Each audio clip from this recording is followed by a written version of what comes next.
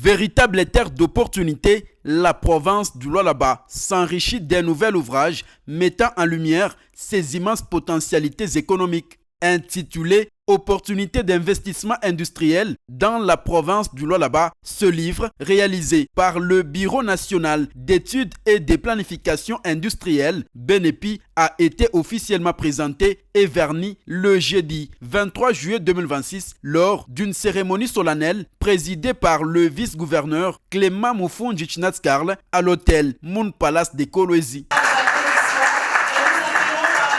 Bien avant, le directeur général du BNEPI, Innocent Mbungaya, a salué l'accompagnement de la gouverneure Fifi Masuka Saini qui a facilité la validation du projet d'ouvrage à travers le ministère provincial de l'Industrie. Ce livre est le repérage des ressources naturelles ainsi que les infrastructures structurantes et industrialisantes avec quelques propositions des idées de projets irrélatives.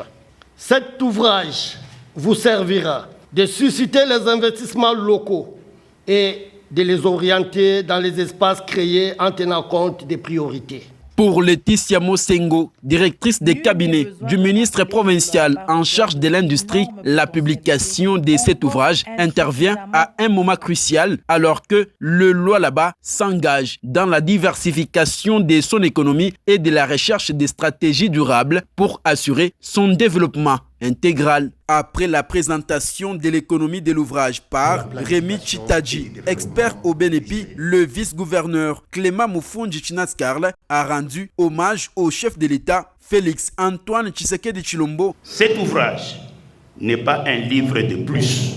Il est, au sens plus noble du terme, un instrument de politique publique, un acte de foi dans le potentiel de notre province. Là où les regards communs ne perçoivent que les ressources minières, cet ouvrage révèle une architecture d'opportunités. Il redresse la cartographie raisonnée de filières industrielles. C'est donc avec honneur et au nom de Madame la gouverneure que je déclare officiellement présenter au public, verni cet ouvrage.